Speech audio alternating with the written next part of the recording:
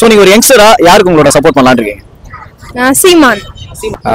சீமான் தான் ப்ரோ எனக்கு தெரிஞ்சு சப்போர்ட் பண்ணுவாங்க. பிகாஸ் நான் சீமான் ஃபேன். ஸோ அதனால நான் சீமானுக்கு தான் சப்போர்ட் பண்ணுவேன். விஜய் வந்து சீமானுக்கு அப்படி வந்து ரெண்டு பேரும் பேசுறது ஒரே மாதிரி இருக்கு. அதெல்லாம் சீமான் ஃபேன் இப்போ வரைக்கும் யாரு கூட கூட்டணி வைக்காம தனியா நின்று சாதிக்கணும்னு நினைக்கிறாருல, அதனால கொஞ்சம் ஆப்வியஸா லாஸ்ட் எலெக்ஷன்ல பெர்சன்டேஜ் பார்த்தாலே தெரியும் நமக்கு சீமான் அவரும் இன்க்ரீஸ் ஆயிருந்தாரு. என்னோட ஆன்சர் பார்த்தா இப்ப சீமான் வந்து எக்ஸ்பீரியன்ஸ், சீமான் சிஎம் வந்து டெப்டி சிஎம்மா விஜயா இருந்தா நல்லா இருக்கும்.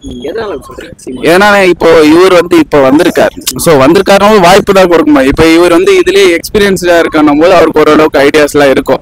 ஸோ இவர் இந்த வருஷம் தான் வந்து நமக்கு கட்சி தொடங்கி இப்பதான் 2 பொதுக்குழு மீட்டிங் நடந்திருக்கு.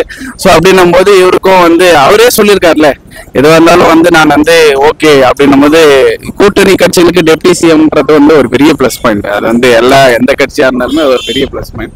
ஸோ அப்படி வரணும் போது அது ஃபேர் அண்ட் ஆஃப் தான். இந்த மாதிரி அவரும் அக்செப்ட் பண்ணாருனாலும் அவருக்கே தெரிஞ்சு இதை அக்செப்ட் பண்ணா ரொம்ப நல்லா இருக்கும். இது அவர் வந்து ஆர்கானிக்கா நிறைய விஷயம் பண்ணணும் அப்படின்னு சொல்லிட்டு பண்ணுவாரு. நிறைய யங்ஸ்டர்ஸ்க்கு வேலை வாய்ப்பு இல்லை அதை பத்தி பேசுவாரு. நிறைய இந்த போலீஸ் சம்திங் அவங்களுக்குலாம் டூரு சம்திங் இதெல்லாம் பத்தி சொல்லுவாரு. அதெல்லாம் அவரோட கொள்கை எனக்கு ரொம்ப பிடிக்கும். ஸோ அதனால ஒரு 3 இயர்ஸா நான் அப்படிதான் இருக்கேன். ஆமா கண்டிப்பா. சப்போஸ் இவருலாம் கூட அவருக்கும் நான் ஓட்டு போடுவேன். நான் இவர் வராது எனக்கு பிடிக்கும், நான் ஓட்டு போடுறேன். என்ன மாதிரி மாற்றங்களை கொண்டு வரணும்னு நினைக்கிறீங்க தமிழ்நாட்டிலயா? நீங்க ஒரு யங்ஸ்டரா இதெல்லாம் சேஞ்ச் பண்ணா நல்லா இருக்கும் அப்படின்னு ஐடியா இருக்கா? எனக்கு வந்து வேலை வாய்ப்பு அதிகமாகிற மாதிரி இருக்கணும். அதாவது அடுத்த ஃபீல்டுக்கு ஏற்ற மாதிரி புதுசா ரெவல்யூஷனா இருக்க மாதிரி ஃபீல்டு, டெக்னாலஜி சம்மந்தப்பட்டது. லைக் ஃபிலிம் இண்டஸ்ட்ரி இன்னும் கொஞ்சம் டெவலப் பண்ணலாம். அதே மாதிரி ஏஆர் அண்ட் பிஆர் இண்டஸ்ட்ரீஸ் வந்து டெவலப் பண்ணலாம். அதுக்கேற்ற மாதிரியான விஷயங்களை வந்து ஸ்டெப் எடுத்து வச்சா இன்னும் நல்லா இருக்கும். ஏன்னா அதுக்கேற்ற மாதிரி பசங்களுங்க நிறைய இருக்காங்க.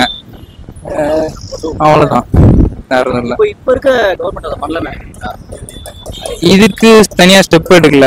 பட் ஆனா இதை வச்சு ஒரு பாலிடிக்ஸ் நடக்குது, அது தெரியும். நான் பேர் சொல்ல விரும்பல. இப்போ ஏதாவது பிரச்சனை வருதுன்னா யாராவது புது ஃபிலிம்ஸ் விட்டுட்டு அது ஒரு கம்பெனி இருக்கு, அந்த கம்பெனி விட்டுட்டு அந்த பிரச்சனையை வந்துட்டு மாற்றத்துக்கு ட்ரை பண்றாங்க. அப்புறம் வந்துட்டு டெலிவிஷன் மூலியாவும் அதை அட்வர்டைஸ்மெண்ட் பண்ணி இது பண்றாங்க. ஏதாவது பிரச்சனை நடக்கும் போது தான் ஒரு புது விஷயத்த வந்து கொண்டு வந்துருவாங்க. அந்த பிரச்சனையை வந்து மக்கள் வந்து தவிர்த்துருவாங்க. இப்போ விஜய் பேசுறதெல்லாம் பார்க்கும்போது சீமான் பேசுற மாதிரி இருக்கு. சீமானை பார்த்து காப்பி அடிக்கிறார் விஜய் அப்படின்னு நிறைய பேர் சொல்றாங்க. கண்டிப்பா தோணுது அந்த மாதிரி. நிறைய பேர் வந்து சீமானை பார்த்து விஜய் நிறைய காப்பி அடிக்கிறாரு. பேசும்போது கூட பார்க்கும் சீமான் மாதிரி இருக்கு அப்படின்னு. அந்த மாதிரி கண்டிப்பா எனக்கு ஒரு விஷயம் கூட அந்த மாதிரி தோணவே இல்லை. அது ஏன் அந்த மாதிரி எதுவுமே இல்லை. டோட்டலா 2 பேருமே டிஃப்ரெண்ட் பார்ட்ஸா இருக்கு. இன்னியோட ஸ்டேட்டஸ் நீங்க இவங்களோட பார்த்தாலும் வேற மாதிரி இருக்கும், அவங்களோட பார்த்தா வேற மாதிரி இருக்கும். ஸோ அந்த மாதிரி 2 பேருக்குமே வேற வேறதான் இருக்கு. காப்பி அடிச்ச மாதிரி ஒரு இது கூட எனக்கு தோன்றல. டெப்டி சிஎம் இருந்தா நல்லா இருக்கும். ஸோ எல்லாருக்குமே இப்போ ஆட்டோமேட்டிக்கா இப்போ அவங்களும் இப்போ தேர்டுன்னு பார்த்தா எல்லாரும் சேர்ந்து ஒரு கூட்டணி அந்த மாதிரி எதனா ஒன்று பண்ணாங்கன்னா தேர்டா ஒரு ஒருத்தவங்க வரவங்களுக்கு வாய்ப்பு கண்டிப்பா இருக்கு. ஏன்னா வந்து எல்லாருக்குமே தெரியும். ஸோ பேசிக்கலா இப்போ அடுத்த ஜென்ரேஷன் இருக்கவங்களுக்கு எல்லாருக்குமே தெரியும். அப்படின் போது தேர்டா இப்போ நம்ம பெர்சன்டேஜ் பார்த்தீங்கன்னா 2 கட்சிக்கு லாஸ்ட் எலெக்ஷன்ல பார்த்தா 2 கட்சிக்கு இன்க்ரீஸ் ஆச்சு.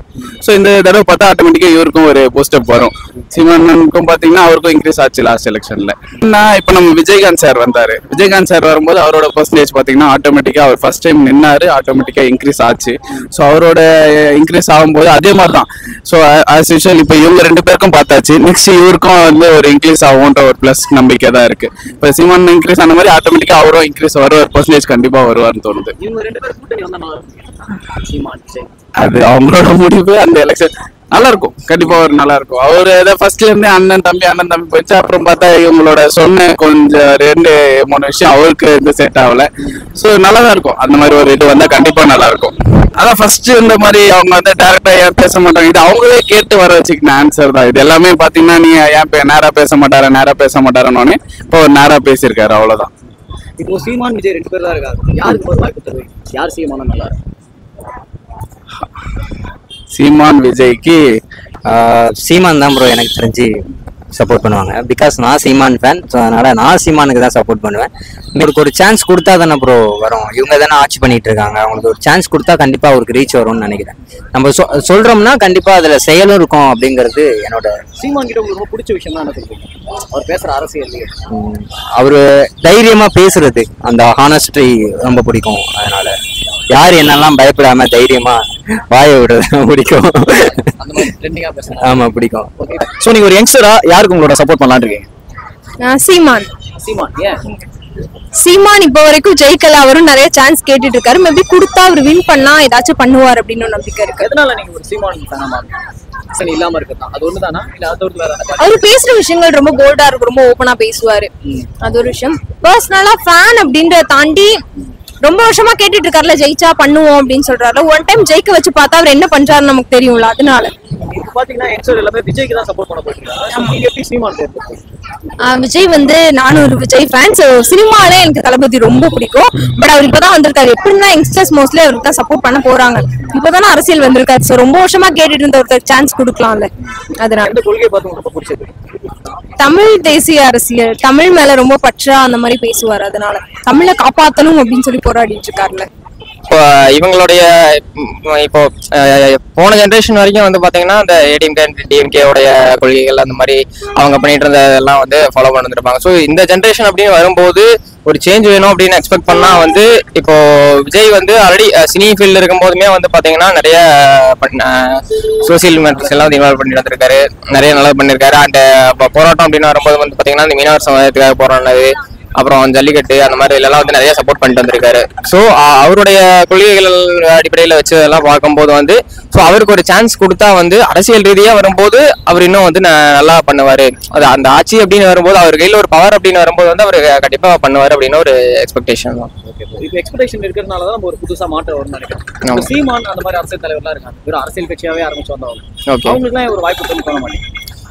அவருக்கு ஏன் கொடுக்கணும் அப்படின்னா இப்போ இதுக்கு முன்னாடி எல்லாம் வந்து பாத்தீங்கன்னா அவங்க வந்து ஆட்சிக்கு வந்தாதான் செய்வோம் அப்படிங்கிற மாதிரி வந்து நிறைய சொல்லிட்டு இருக்காங்க. ஸோ இவர் ஆனா விஜய் வந்து அப்படி கிடையாது, ஆட்சிக்கு வந்தாதான் பண்ணணும் அப்படிங்கிறதுல. ஸோ ஆல்ரெடி வந்து அவர் மோர் தென் 20 years வந்து அவர் நிறைய பண்ணிட்டு வந்திருக்காரு அப்படிங்கிற மாதிரி நம்ம கேள்விப்பட்டிருக்கோம். ஸோ அதனால அவர் வந்து அரசியல் அப்படின்னு வரும்போது பண்ணுவார், அப்படி கண்டிப்பா பண்ணுவார் அப்படிங்கிற மாதிரி ஒரு என்ன மாதிரியான மாற்றங்கள்லாம் தமிழ்நாட்டு விஜய் கொண்டு வரணும்னு நினைக்கிறீங்க? மாற்றங்கள் அப்படின்னா வந்து கரண்ட்ல இருக்கக்கூடிய எஜுகேஷன் சிஸ்டம் அப்படிங்கிறதுல வந்து நிறைய சேஞ்சஸ் நடக்கும். அதுக்கப்புறம் வந்து பாத்தீங்கன்னா இப்போ இந்த உமன் சேஃப்டி அப்படிங்கிறது இப்போ திராவிடம் அப்படிங்கிறத அப்படியெல்லாம் வந்து பார்த்தீங்கன்னா உமன் சேஃப்டி அப்படிங்கிறது வந்து உங்களுக்கே தெரியும் நம்ம நாட்டில் எப்படி போயிட்டு இருக்கு அப்படிங்கிறது. ஸோ அதையெல்லாம் வந்து நிறைய சேஞ்சஸ் இருக்கும் அப்படின்னு எதிர்பார்க்கலாம். அதுக்கப்புறம் வந்து பார்த்தீங்கன்னா இப்போ இருக்கக்கூடிய அந்த பிஜேபி அப்படிங்கிற அந்த கொள்கைகள் எல்லாம் வந்து இப்போ என்னதான் வந்து அடிச்சுக்கிட்டாலும் வந்து எலெக்ஷன் அப்படின்னு வரும்போது அந்த கூட்டணி அந்த அலையன்ஸ் அப்படிங்கிறதுக்காக வந்து எகைன் வந்து அவங்க பிஜேபி காங்கிரஸ் அப்படிங்கிற மாதிரி தான் வந்து போறாங்க. ஸோ அதெல்லாம் இல்லாம அவங்களுடைய கொள்கைகளுக்கு அப்பாற்பட்டு விஜய் வந்து கண்டிப்பா பண்ணுவார் அப்படிங்கிற மாதிரி ஒரு